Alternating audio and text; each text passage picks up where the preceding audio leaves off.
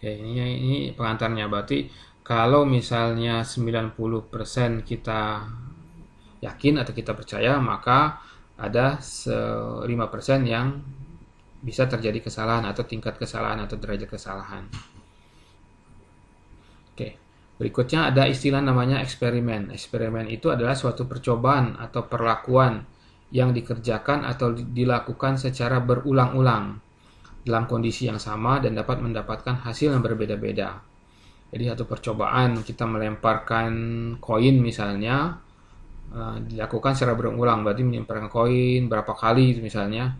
Nah, pada pelemparan pertama keluar gambar, pelemparan kedua keluar angka, pelemparan ketiga keluar angka misalnya, pelemparan keempat keluar gambar misalnya. Itu adalah namanya eksperimen, percobaan dilakukan berulang-ulang pada kondisi yang sama, koin gitu kan, atau dadu misalnya. Nah, ini misalnya peristiwa pelempar dadu satu kali. Jadi hasil yang muncul bisa angka 1, bisa angka 2, bisa angka 3, bisa angka 4, bisa angka 5, bisa angka 6 gitu kan. Nah, nanti tugas dari statistik adalah untuk memperkirakan berapa peluangnya muncul angka 1, berapa peluangnya muncul angka 2, berapa peluang muncul angka 3, 4, 5, atau 6. Nah, ini adalah eksperimen. Kemudian ada istilah ruang sampel.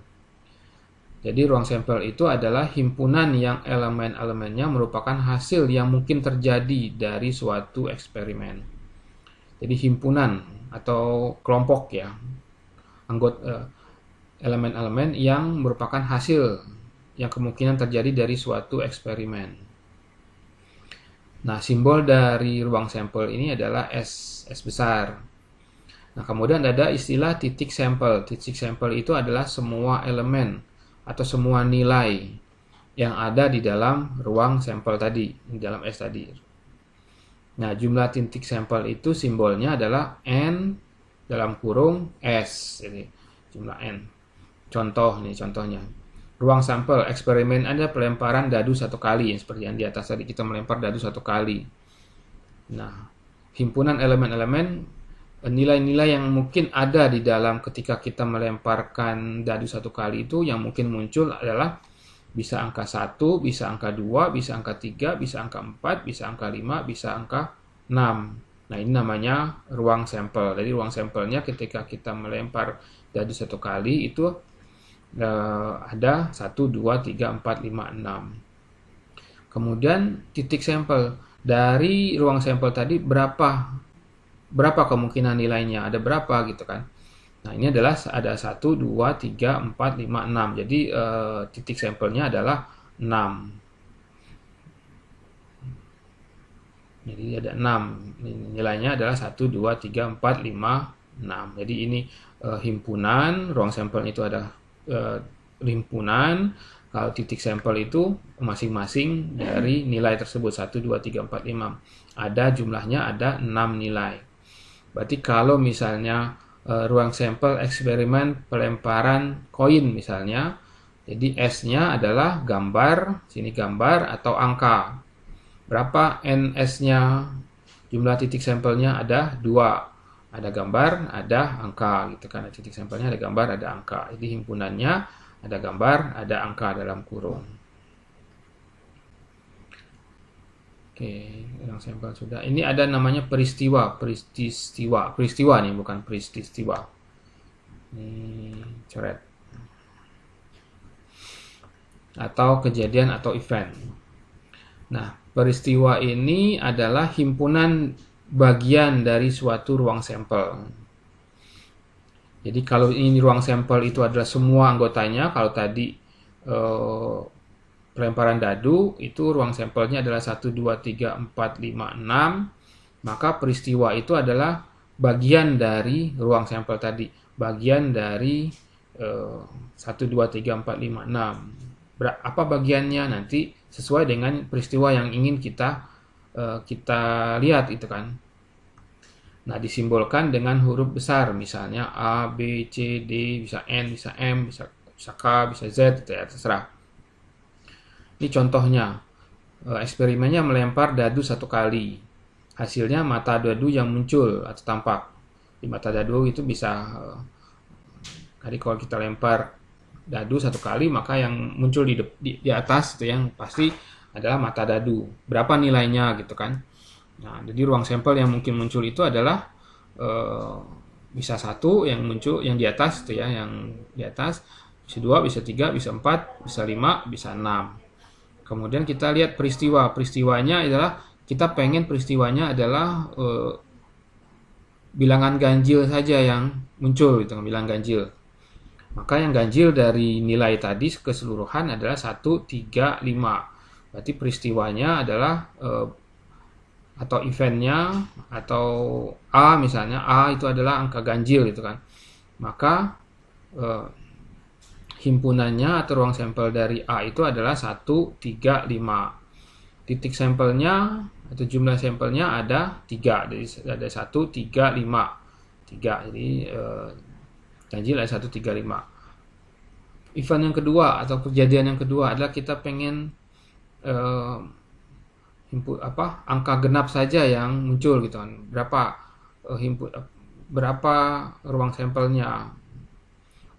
Bila angka genap saja, pasti nanti nilainya kalau genap saja 2, 4, 6. Titik sampelnya ada berapa? Titik sampelnya ada 3. Jadi ada 2, 4, 6. Jadi ada 3 gitu kan. Nah, ini peristiwa. Nah, ini adalah beberapa contoh. Misalnya eksperimennya adalah IPK mahasiswa prodi Kesmas. Nah, hasil yang mungkin muncul gitu kan. Yang kemungkinan muncul, kalau tadi kalau dadu dilemparkan satu kali, kemungkinan yang muncul adalah 1, 2, 3, 4, 5, 6 angkanya. Tapi kalau IPK mahasiswa prodi S1 Kesmas nilainya antara 0 sampai 4 kan. Kalau IPK itu nilainya A itu 4, D itu di bawah 2 ke bawah misalnya. C itu 2 sampai 3, B itu 3 sampai 3,5. Nah, itu kan. Jadi nilainya itu antara ruang sampelnya antara 0 sampai 4. Ini bukan lebih besar ya, ini lebih kecil harusnya. Ini kebalik. Kan di sini ada pernyataan ininya lebih kecil. Salah. Ini dibalik, bukan ini. Kalau ini kan bacanya lebih kecil dari 0. Jadi sebenarnya X ini lebih besar dari 4. Dari 0 lebih kecil dari 4. Ruang sampelnya antara 0 sampai 4. Kemudian peristiwanya yang mau kita ambil sebagai peristiwa adalah mahasiswa yang IPK di atas 3. Nah, kalau di atas 3 pasti antara 3 dan 4 karena nilai terbesarnya adalah 3, nilai kecilnya ada 4. Bisa 3,1, bisa 3,2, 3,25, 3,35, 3,67 misalnya. Nah, itu antara 3 dan 4 itu peristiwanya. Jadi peristiwanya di atas 3 itu ruang sampelnya adalah antara 3 sampai 4. Nah, kemudian NS-nya berapa? N dari A-nya itu. Titik sampelnya banyak itu kan, antara 3 sampai 4 kan bisa 3,1, 3,01 sampai mungkin 3,99 itu kan. Jadi ininya N dari A-nya banyak gitu kan, titik sampelnya akan banyak. Tapi ruang sampelnya antara 3 sampai 4. Kemudian eksperimen 4 pekerja dan yang 4 pekerja yang hasil rapid testnya positif misalnya. Jadi begitu ada tes rapid test itu dari 4 pekerja gitu kan, kita mau mengetes 4 pekerja yang dengan rapid test antigen misalnya. Nah, hasil yang mungkin didapat dari 4 pekerja tersebut didapat bisa dia positif atau dia bergejala atau tidak bergejala, atau ini positif atau negatif, atau dia reaktif atau tidak reaktif misalnya, hasilnya seperti itu misalnya. Jadi anggap saja bergejala dan tidak bergejala gitu kan. Nah, ruang sampelnya apa? Bisa jadi semuanya bergejala, G ada 4 orang gejala semua. Bisa jadi hanya satu saja yang tidak bergejala, gejala tidak. Yang tidak itu bisa jadi ini semuanya, bisa jadi ini yang paling terakhir, ini orang terakhir itu yang tidak bergejala, tapi yang lain bergejala. Bisa jadi orang yang ketiga yang dites tidak bergejala, tapi yang lain bergejala. Bisa jadi orang kedua, bisa jadi orang pertama yang tidak bergejala. Ini kan ada kemungkinan timbul munculnya. Bisa jadi dari yang 4 tadi 2 bergejala, 2 tidak bergejala. Nah, bisa jadi urutannya seperti ini, bisa jadi urutannya seperti ini, bisa jadi urutannya seperti ini. Bisa jadi hanya 1 orang yang bergejala, 3 enggak. Bisa jadi semuanya tidak bergejala gitu kan. Nah, jadi ruang sampelnya adalah ini. Ada 1, 2, 3, 4, 5, ini ruang sampelnya ini ya. Ada ini. Berapa jumlah n sampelnya? N ini ya, NS ya gitu ya, NS. Nilainya itu adalah 2, karena ininya gejalanya 2, tadi kalau menghitungnya ya 2 yang mau didapatkan, terus kemudian jumlah orangnya ada 4, jadi 2 pangkat 4 atau 16. Jadi ini ada 16, 1, 2, 3, 4, 5, 6, 7, 8, 9, 10, 11, 12, 13, 14, 15, 16. Jadi ini 16, atau disingkat juga 2 kemungkinannya tadi ada gejala atau tidak gejala dari 4 orang, 16 orang. Nah, kemudian kita pengen melihat peristiwa A. Peristiwa A itu adalah semua pekerja yang bergejala. Nah, semua pekerja yang bergejala itu di sini hanya 1. Ini saja, semua pekerja yang bergejala. Berarti N-nya, titik sampel untuk semua pekerja yang bergejala itu adalah 1. Misalnya kemudian peristiwa B, 2 pekerja yang bergejala. Jadi ada 2 pekerja yang bergejala. Pasti yang bergejala 2 ini adalah ini bergejala 2, ini bergejala 2, ini bergejala 2, ini kita masukkan, ini, nah gitu kan, ini. Jadi ada GGTT, GTGT, GTA. Jadi didapat bahwa titik sampelnya adalah ada 6. Jadi yang dua saja bergejala itu ada 6 kemungkinannya. N dari B, peristiwa B adalah 6. Oke. Sampai sini mungkin ada pertanyaan dulu.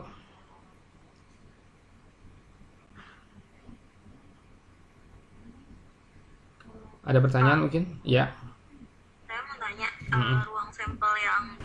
Nah, kita masuk ke bahasa utamanya itu probabilitas atau peluang. Nah, probabilitas ini terjemahan dari bahasa Inggris probability, artinya kemungkinan atau peluang. Kalau bahasa Indonesianya itu peluang atau kemungkinan, tapi biasanya dipakai adalah peluang. Nah, cara memperkirakan atau menentukan peluang itu bisa dengan tebakan kira-kira atau perhitungan matematis gitu kan.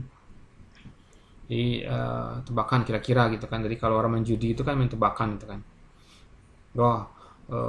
Pasang ini berarti keluarnya angka ini gitu kan misalnya, itu kan tebak-tebakan. Tapi ada juga yang menggunakan perhitungan tuh kan. Kalau yang keluar kemarin ini, yang kemarinnya lagi ini, yang kemarin ini, berarti yang besok keluar adalah ini gitu kan, dihitung gitu kan mungkin ya, ada peluangnya. Itu kan menggunakan mungkin dengan matematis ya, jadi bisa tebak-tebakan, bisa matematis. Besarnya peluang atau probabilitas itu antara 0 sampai 100% atau antara 0 sampai 1 gitu kan. Jadi bisa menggunakan persen 0 sampai 100% atau menggunakan angka 0 sampai 1, 0, 0,1, 0,2, 0,3, 0,05 sampai 1. 0 artinya kejadian tidak pernah terjadi. Jadi kalau peluangnya 0, berarti kejadian itu tidak mungkin terjadi atau tidak pernah terjadi. Nah, itu adalah peluangnya 0. Matahari terbit di barat misalnya saat ini.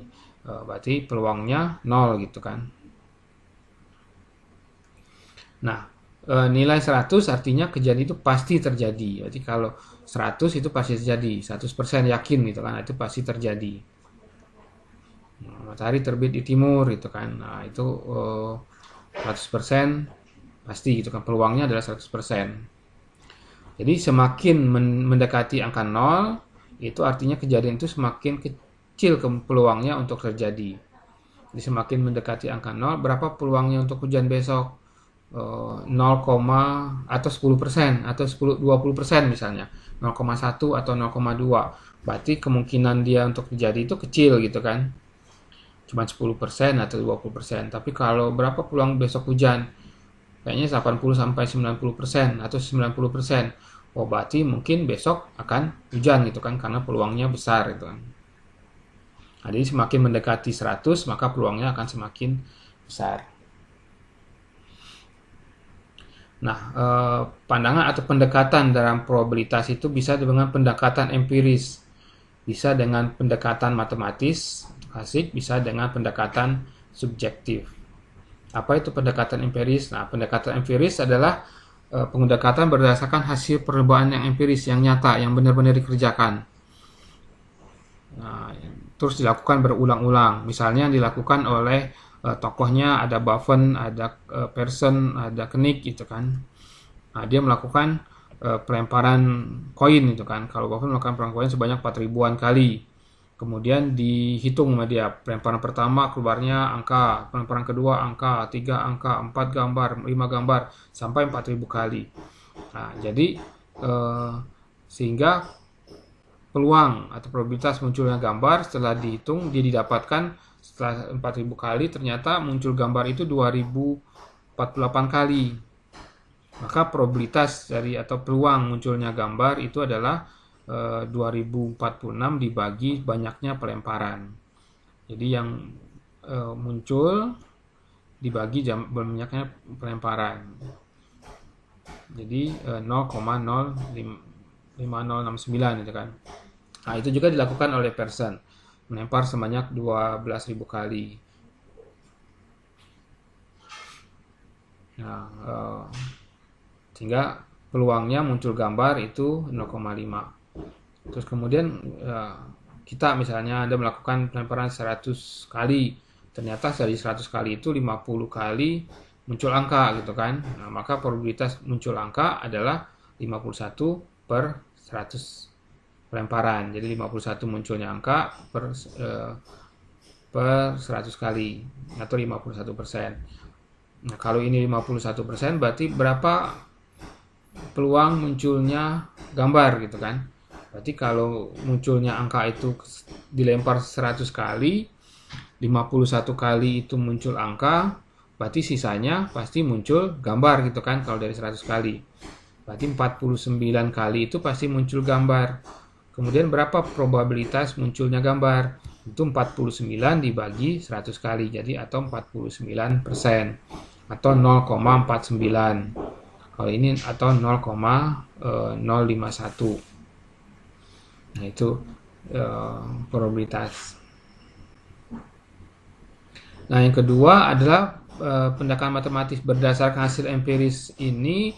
Kemudian si peneliti Buffon, Pearson itu mengambil kesimpulan bahwa ternyata kalau ada dua pilihan itu kan, seperti koin itu dilemparkan berapapun dilemparkan, ternyata peluangnya untuk muncul angka atau muncul gambar itu separuh-separuh gitu kan, setengah-setengah gitu kan.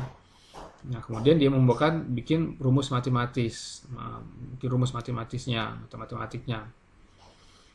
Nah, ini rumusnya seperti ini. Peluang munculnya A misalnya, munculnya A gitu kan, adalah banyaknya kejadian dibagi banyaknya peristiwa yang mungkin terjadi. Jadi banyaknya peristiwa dibagi banyaknya peristiwa yang mungkin terjadi. Nah, atau biasa ada yang menyebut seperti ini, ada juga buku yang bikin rumusnya seperti ini. PA itu adalah jumlah ruang sampel gitu kan, yang terjadi dibagi kemungkinan semuanya dari ruang sampel tersebut.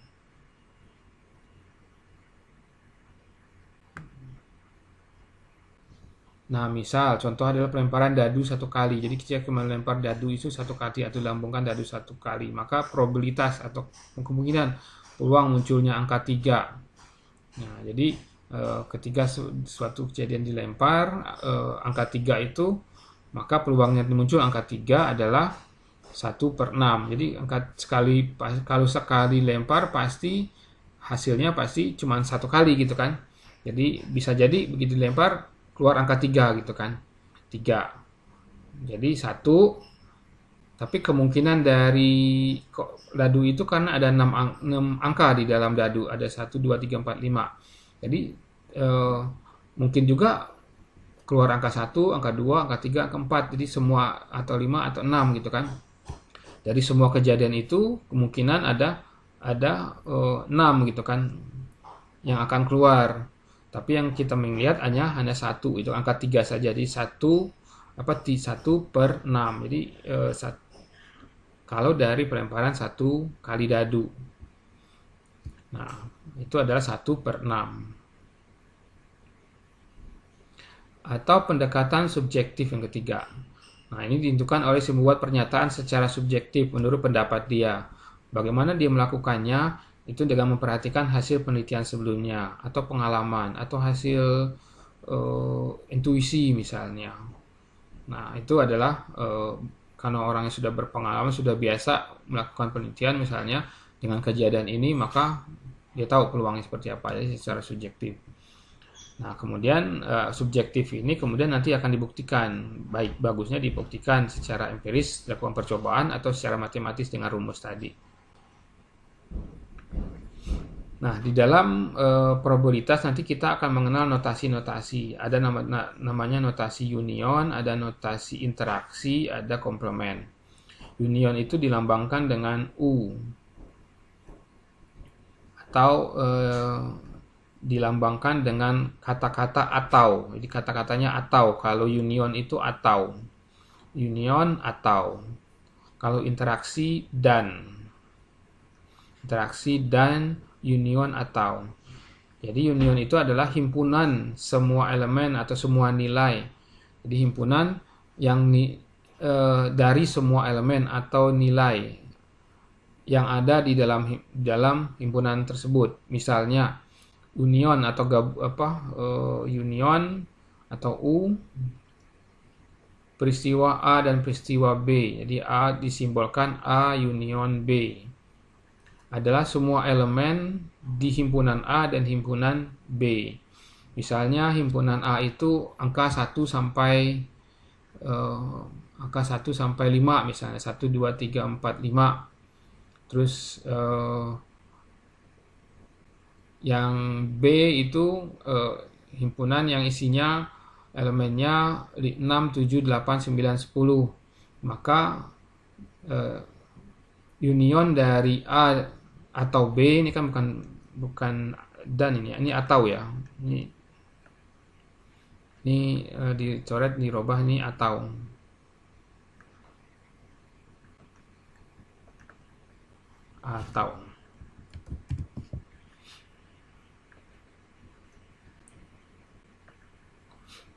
Ya, atau.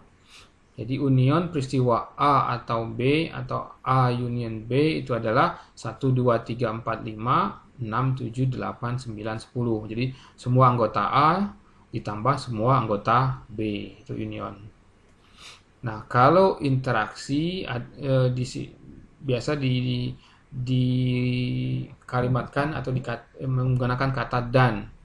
Adalah himpunan semua elemen A yang ada di himpunan himpunan semua elemen yang ada di kedua himpunan atau ketiga himpunan atau keempat himpunan misalnya. Misalnya interaksi antara peristiwa A dan B atau union A dan B adalah elemen yang ada di himpunan A dan juga ada di himpunan B. Misalnya himpunan A itu isinya nilainya 1, 2, 3, 4, 5. Di himpunan B itu nilainya 5, 6, 7, 8. Berarti interaksi antara A dan B adalah 5 gitu kan. Yang ada di A itu adalah 1, 2, 3, 4, 5. 5 ada. Yang ada di B itu adalah 5, 6, 7, 8. 5 ada. Berarti interaksi antara A dan B itu adalah 5. Ini ada gambarnya, ada penjelasannya nanti. Komplement itu adalah himpunan elemen yang tidak terdapat di himpunan tersebut. Jadi kalau komplement yang bukan anggota dari atau bukan nilai dari himpunan tersebut. Jadi yang di luarnya. Berarti kalau himpunan A itu 1, 2, 3, 4, 5, berarti nilai komplement dari A yang dilambangkan dengan A komplement itu adalah nilai selain 1, 2, 3, 4, 5. Bisa 6, bisa 7, bisa 8, bisa 9, bisa 200, bisa 1 juta misalnya. Itu adalah komplement. Nah, ini ilustrasinya. Jadi kalau gabungan itu adalah anggota A yang ini yang bukan ini, kalau ini irisan. Jadi yang adalah yang diarsir. Jadi semua anggota B, semua anggota A. Nah, kalau yang interaksi ini adalah union, adalah yang bersinggungan di sini. Berarti kalau ini interaksinya adalah yang di sini, yang di bersinggungan. Nah, ini adalah interaksi. Selain ini adalah union. Berarti ini luar dari interaksi ini adalah union. Nah, kalau di luar kedua ini yang di kotak di luar lingkaran ini adalah komplement. Berarti yang di luar ini, di luar A adalah komplement dari A. Nah, di luar ini adalah komplement. Nah, ini adalah union, ini adalah interaksi. Oke. Nah, prinsip perhitungan probabilitas. Prinsipnya satu, probabilitas itu berada di antara 0 sampai 1 tadi. 0 sampai 100% atau 0 sampai 1. Kalau tidak pakai persen. Atau lebih besar dari 0, lebih kecil daripada 1. Sehingga nilainya itu antara 0 sampai dengan jumlah akhirnya gitu kan, jumlah totalnya. Nah, bila probabilitasnya itu 0, berarti peristiwa itu tidak pernah terjadi. Seperti tadi, peristiwa yang 0 itu probabilitasnya 0 atau peluangnya 0, maka peristiwa itu tidak pernah terjadi. Tapi kalau probabilitasnya 1, peristiwa itu pasti terjadi.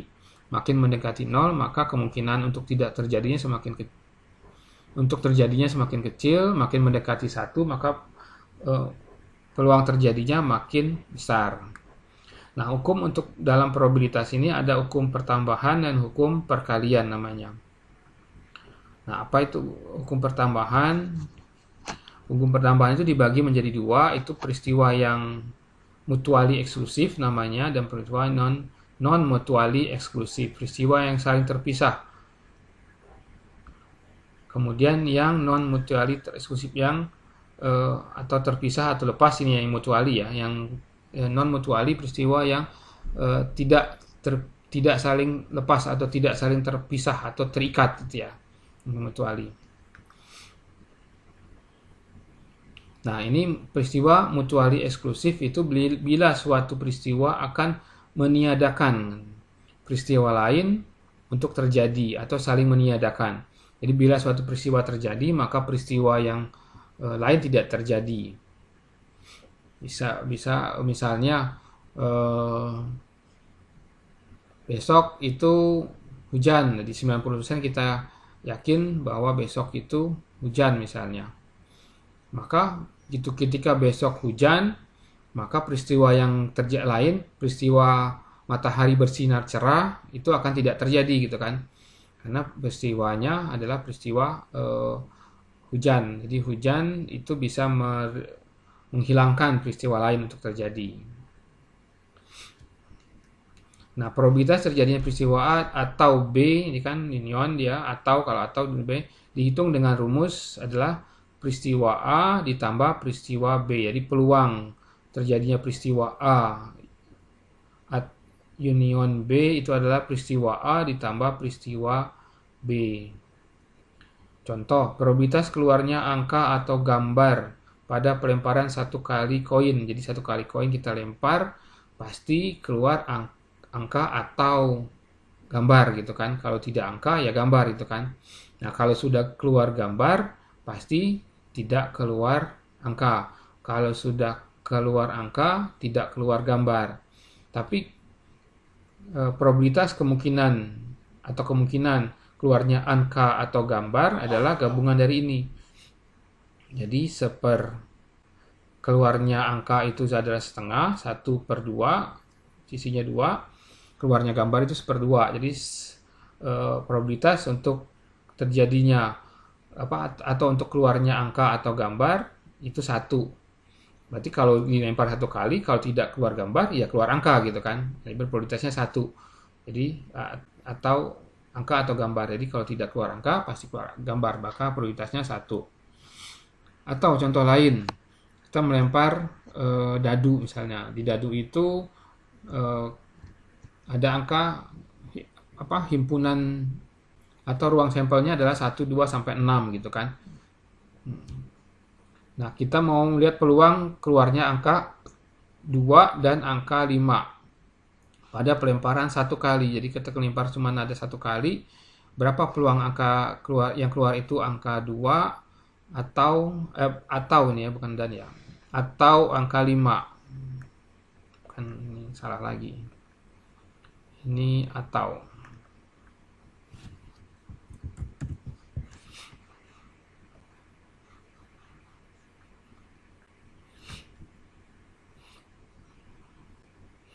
Nah, 5 atau 2 atau 5. Lempar 1 kali dadu. Nah, peluang untuk keluarnya angka 2 itu adalah 1/6, 1 kali per ada 6 nilai yang mungkin keluar itu ya, 1, 2, 3, 4, 6. Nah, angka 5 juga sama, 1/6 juga. Maka peluang untuk munculnya angka 2 atau 5 adalah 1/6 tambah 1/6, jadi 2/6. Tuh, kemudian, nah ini contoh realnya. Contoh realnya ada 5 kandidat untuk menjadi ketua BEM Distrik Rafflesia. Kelimanya namanya ada Agung, ada Andi, ada Agus, ada Aisyah, ada Atika. Nah, kemudian ditanya adalah probabilitas Andi atau Agus atau Aisyah. Ini ataunya 2 nih. Salah. Peluang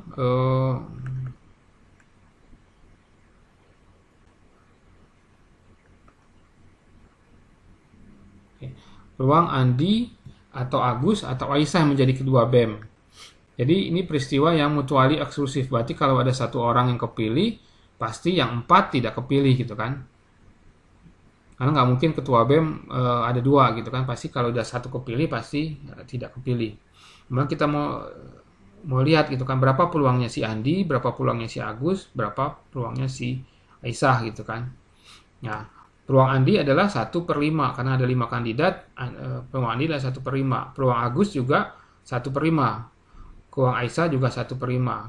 Maka peluang atau probabilitas terpilihnya Andi atau Agus atau Aisyah menjadi ketua BEM adalah 1/5 tambah 1/5 tambah 1/5. Jadi P Andi, P Agus tambah P Aisyah. Jadi 3/5. Berarti sisanya 2/5. Itu ada peluang untuk terpilihnya si Agung atau Atika gitu. Itu ada contoh mutually eksklusif yang saling terjadinya satu peristiwa akan meniadakan peristiwa yang lainnya. Oke, yang kedua itu adalah peristiwa non mutually eksklusif. Ada 2 peristiwa atau lebih dapat terjadi secara bersama-sama atau tidak saling lepas. Peristiwa terjadi merupakan gabungan 2 peristiwa atau lebih dikurangi elemen yang sama dari kedua peristiwa. Terus probabilitas peristiwa A atau B non mutually eksklusif merupakan gabungan peristiwa A dan peristiwa B dikurangi interaksi elemen peristiwa A dan peristiwa B. Nah, jadi bentuknya itu nanti seperti ini, seperti yang digambar yang di atas. Seperti ini, non mutuali berarti jumlah yang ini ditambah jumlah yang ini dikurangin yang diinteraksikan, berarti yang ini dikuranginnya. Jadi non mutuali dari jumlah elemen yang di sini ditambah jumlah elemen yang di komponen yang kedua dikurangin irisannya, interaksinya. Ini adalah non mutuali eksklusif. Maka rumusnya seperti tadi, menjadi seperti ini. Probabilitas kejadian A ditambah probabilitas kejadian B dikurangin probabilitas kejadian E interaksi ke A ke interaksi B. Ini adalah non mutuali, tetap gabungan tapi dia non mutuali. Nah, ini contoh. Kelompok mahasiswa mengikuti mata kuliah biostatistik terdiri 20 pria dan 28 wanita. Ada 10 pria dan 14 wanita dari jumlah mahasiswa tersebut yang hobi meneliti dan sisanya tidak. Jika diambil secara random dari kelompok tersebut, berapa probabilitas atau peluang yang terpilih adalah wanita dan hobi meneliti. Jadi mutuali eksplosif itu peristiwanya dua peristiwa yang nah ini dua peristiwa atau lebih yang dapat terjadi secara bersama-sama. Di dua peristiwa atau lebih yang dapat terjadi secara bersama-sama, tapi dapat terjadi secara bersama-sama di sini, yang tidak saling lepas. Nah ini terpilih wanita dan hobi meneliti. Jadi bisa terjadi peristiwa itu secara bersama-sama. Dia wanita, dia juga hobi meneliti. Nah itu kan bisa terjadi secara bersama-sama. Nah misalnya ini dari jumlah tadi prianya 20, pria 20, wanita 28. Ada 10 pria yang hobi meneliti, 10 hobi meneliti, berarti sisanya 10 tidak hobi meneliti. Ada 14 wanita yang hobi meneliti, jadi 14 hobi meneliti, sisanya 14 tidak hobi meneliti. Jadi yang hobi meneliti itu ada 24, yang tidak hobi meneliti juga ada 24. Nah ditanya adalah berapa peluang yang terpilih adalah wanita dan hobi meneliti. Jadi kalau lihat di sini adalah wanita dan hobi meneliti. Jadi peluangnya adalah 14 per 48. Ini kalau menggunakan matematik, ini kalau menggunakan tabel langsung 14 per 48. Jadi kalau menggunakan rumus berarti ya P wanita, P hobi meneliti. P wanita adalah 28 per 48. P wanita, peluang wanita. Kemudian atau kan gabung dengan hobi meneliti. Hobi meneliti itu adalah 24 dibagi 48. Nah, ini dapatnya. Yang P wanita ini buat wanita 28 per 48. Wanita, ini kita lihat wanita itu 28 per total semuanya 48. Kemudian yang meneliti C itu adalah yang meneliti adalah yang hobi meneliti adalah 24 per 48. Nah, kemudian irisan dari yang tadi yang tidak hobi meneliti gitu kan.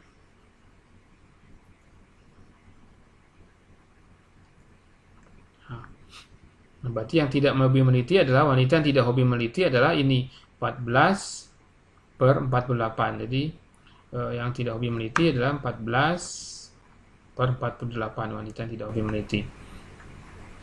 Maka dengan rumus tadi jumlah yang hobi meneliti, peluang yang hobi wanita, peluang yang meneliti, peluang dikurang peluang wanita yang meneliti. Maka 28 per 48 ditambah 24 per 48 dikurangin 14 per 48 didapat 38 per 48 atau 0,7 917.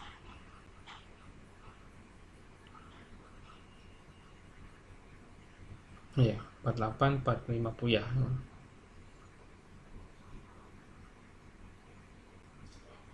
Oke. Kemudian peristiwa bebas atau independen. Ini udah selesai. Yang pertama pertambahan, yang kedua adalah hukum perkalian. Kalau pertambahan tadi itu dua, itu mutuali dan non mutuali. Kalau perkalian itu adalah peristiwa bebas dan peristiwa tidak bebas. Jadi peristiwa bebas dengan peristiwa mutuali saling terkait, yang saling lepas itu berbeda. Jadi peristiwa bebas itu peristiwanya memang peristiwa satu dengan peristiwa yang lain itu masing-masing bebas gitu kan, tidak saling tergantung. Kalau mutuali itu tergantung dia, kalau suatu peristiwa dilakukan, peristiwa lain tidak bisa dilakukan. Tapi kalau bebas, dua peristiwa itu bisa dilakukan secara bebas, tidak saling mempengaruhi. Nah, kedua adalah peristiwa tidak bebas. Jadi peristiwa pertama ini beda dengan non mutuali. Kalau non mutuali itu adalah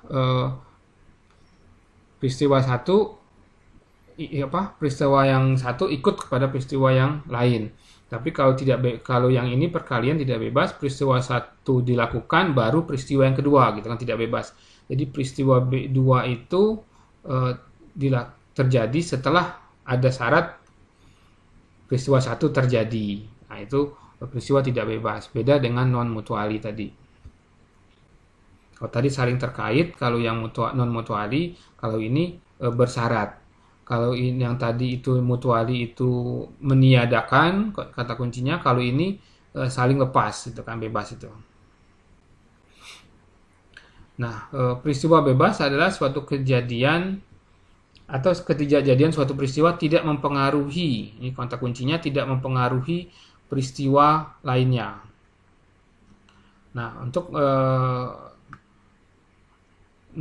rumusnya untuk peristiwa bebas ini adalah probabilitas terjadinya peristiwa ini dihitung dengan rumus probabilitas A interaksi dengan B peristiwa saling bebas itu adalah probabilitas A dikali probabilitas B. Misal kalau tadi mutuali itu satu koin dilemparkan sekali, maka dia mutuali. Kalau sudah muncul angka, maka gambar tidak bisa muncul. Tapi ini saling bebas. Koin itu dilemparkan 2 kali. Jadi ada 2 koin dilemparkan satu kali, atau satu koin dilemparkan 2 kali. Jadi peristiwa satu tidak mempengaruhi peristiwa yang kedua. Jadi saling bebas. Dilemparkan 1 kali, maka peluang munculnya angka pada gambar yang pertama dan kedua saling bebas itu kan. Kita lempar 1 kali, maka bisa muncul angka, bisa muncul gambar. Kita lempar 2 kali, bisa muncul angka, bisa muncul gambar tanpa mempengaruhi pelemparan sebelumnya. Nah, itu peristiwa saling bebas.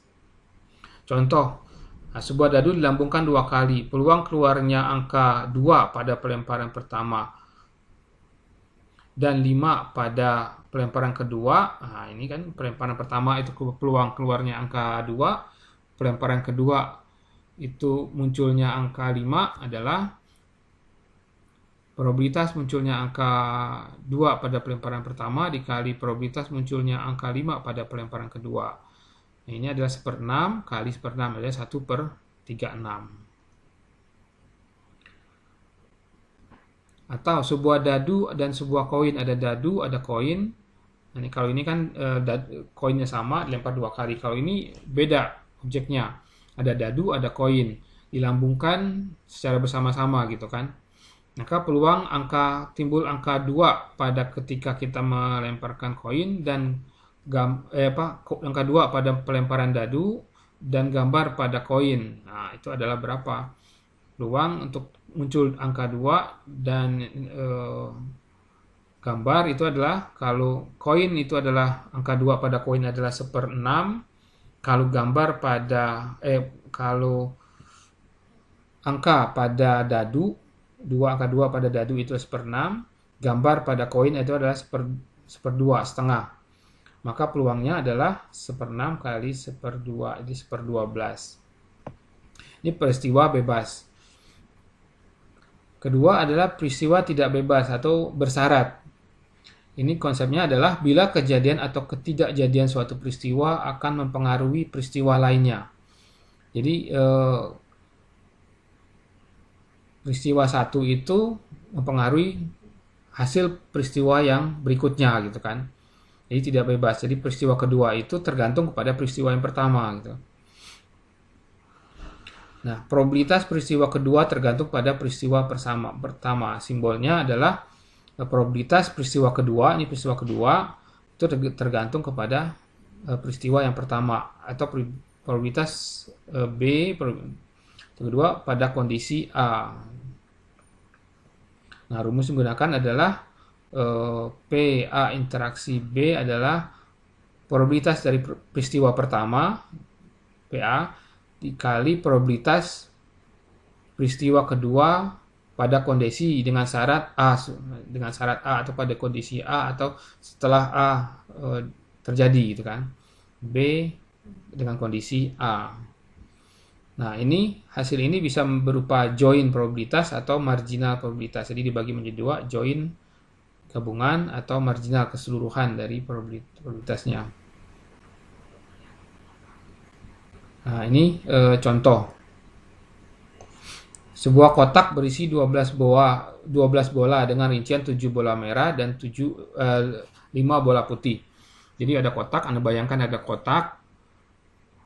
Kemudian dalam kotak itu ada bola bekel gitu ya, bola bekel warna merah dan warna putih. Bola bekel warna merahnya itu ada 7, bola bekel warna putihnya ada 5. Nah, ketika Anda ambil, jadi dari kotak itu kemudian Anda ambil gitu kan. Nah, kemudian dari Anda ambil itu, berapa peluangnya yang kita mengambil dua kali ngambil pertama itu bola putih, ngambil kedua itu juga bola putih. Nah, peluang pengambilan pertama itu bola putih adalah karena bola putihnya ada 5 dari 12, maka 5/12 ambil bola putih.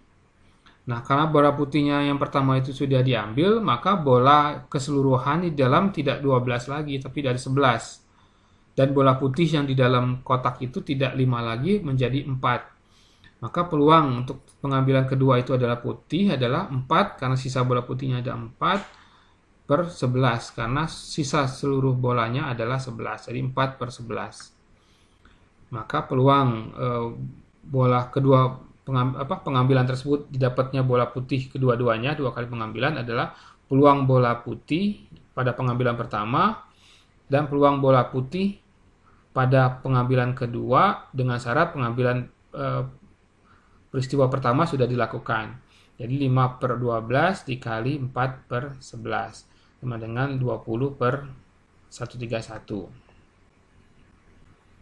Nah, ini contoh berikutnya.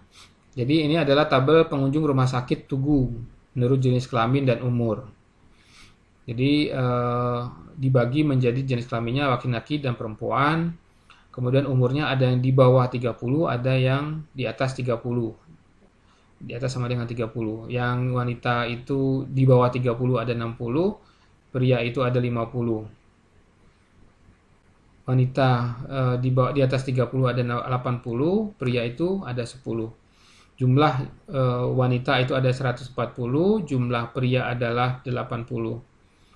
Jumlah pengunjung yang kurang dari 30 tahun adalah 110, yang lebih dari 30 tahun adalah 90. Total jumlah pasiennya atau pengunjung Puskesmas Tugu itu adalah 200 orang. Nah, probabilitas marginal ada probabilitas yang menempati ujung-ujung yang besar-besar sini. Marginal namanya. Nah, ini berapa probabilitas pengunjung berjenis kelamin wanita. Berarti 140/200 adalah 70% atau 0,7. Probabilitas pengunjung berusia lebih dari 30, berarti yang lebih 30 saja yang kita lihat. Berarti 90 per jumlah totalnya adalah 200, berarti 0,45 atau 45%. Nah, ini probabilitas marginal, jumlah gitu kan, margin itu kan jumlah. Nah, ada probabilitas join itu interaksi gitu kan, tengah-tengah. Ini adalah interaksi, hukum perkalian tadi. Probabilitas pengunjung wanita dan berusia kurang dari 30. Wanita kurang dari 30 berarti 60/200. Itu adalah 0,3. Pria berusia di atas 30 tahun. Pria di atas 30 tahun. Berarti ini 10/200. Itu 0,05. Nah, itu contoh kalau menggunakan tabel silang. Oke, ini Untuk peristiwa yang hukum perkalian, peristiwa bersyarat. Pengunjung wanita, syaratnya adalah pengunjung wanita yang usianya kurang dari 30 tahun, 60/200 gitu kan. Nah, itu kan bersyarat namanya. Wanita usia kurang dari 60 di 0,6/200, 0,3 gitu kan bersyarat.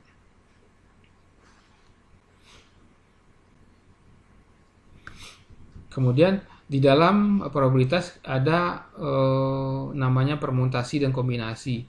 Jadi permutasi dan kombinasi itu untuk menentukan urutan cara gitu kan, cara berapa banyak cara untuk mengambil sesuatu gitu kan dari suatu. Jadi kalau tadi di atas ada peluang, ini adalah banyaknya caranya. Nah, ada permutasi, ada kombinasi. Permutasi itu bila urutannya diperlukan. Jadi urutannya diperlukan. Jadi penting urutannya. Jadi AB dengan BA itu berbeda. Itu permutasi. ABC dengan BAC dengan CBA itu berbeda. Nah, itu permutasi. Urutannya dipentingkan. Nah, kalau kombinasi itu urutannya tidak diperlukan. Berarti AB dengan BA sama gitu, dihitung 1. Kalau tadi AB dengan BA dihitung 2. Nah, itu permutasi. Kalau kombinasi AB dengan BA dihitung sama. Nah, itu urutan tidak diperlukan. Contoh, pelemparan 2 koin sebanyak 2 kali. Jadi kalau kita melempar koin sebanyak 2 kali, maka akan muncul kombinasinya. Bisa muncul dari 2 koin tersebut gambar-gambar semua, bisa muncul gambar dan angka, bisa muncul angka dan gambar, bisa muncul angka semuanya.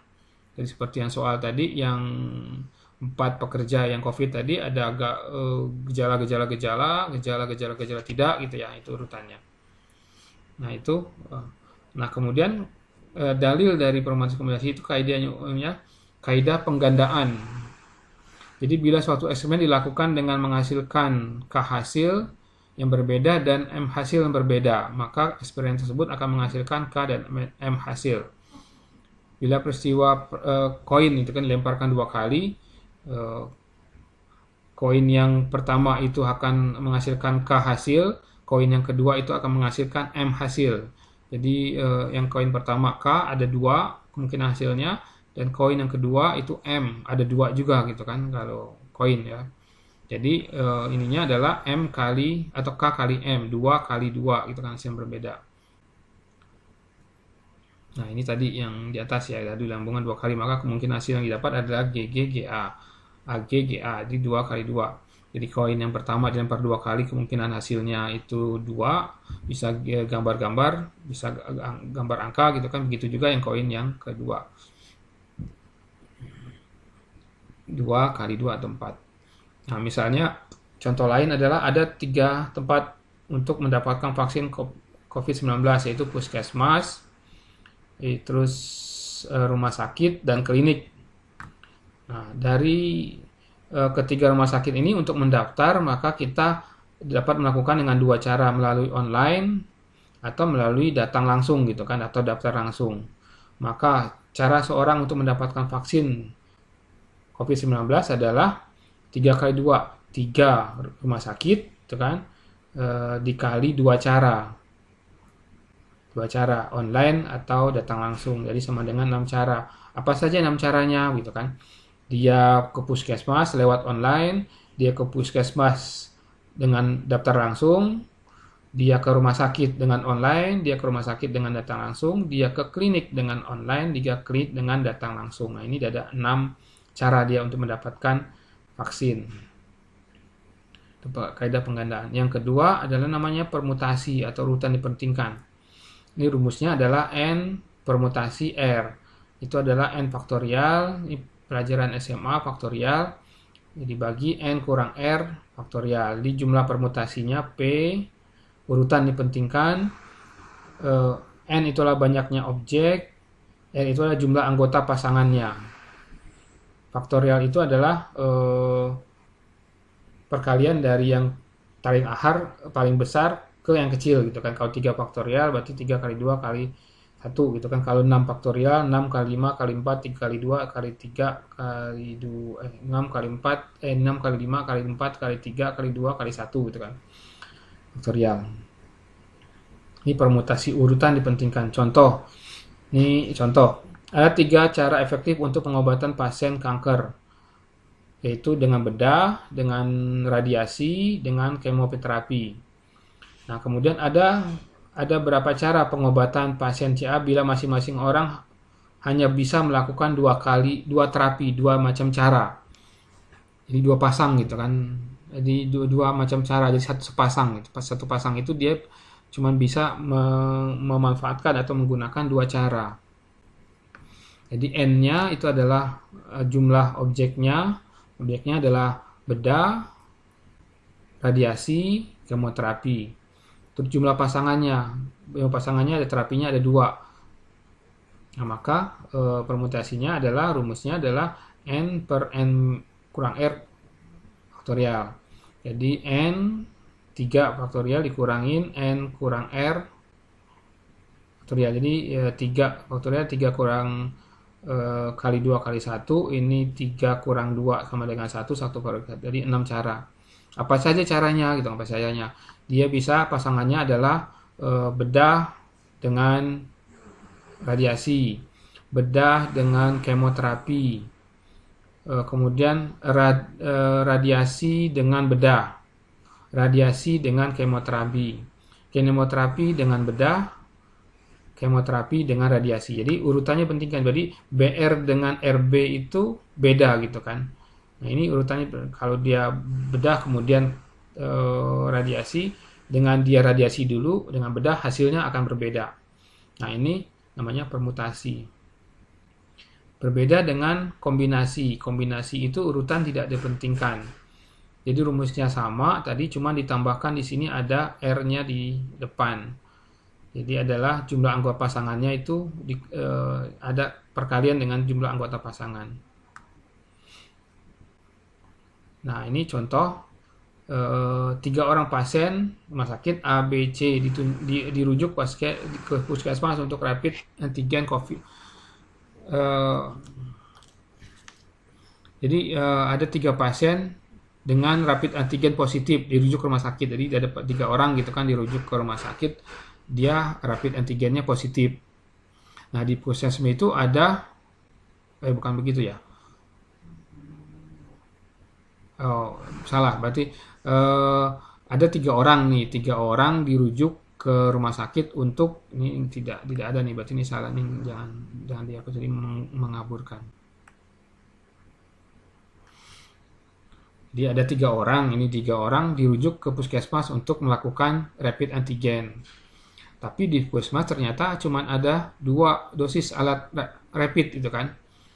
Jadi ada cuma 2 alat tes rapidnya.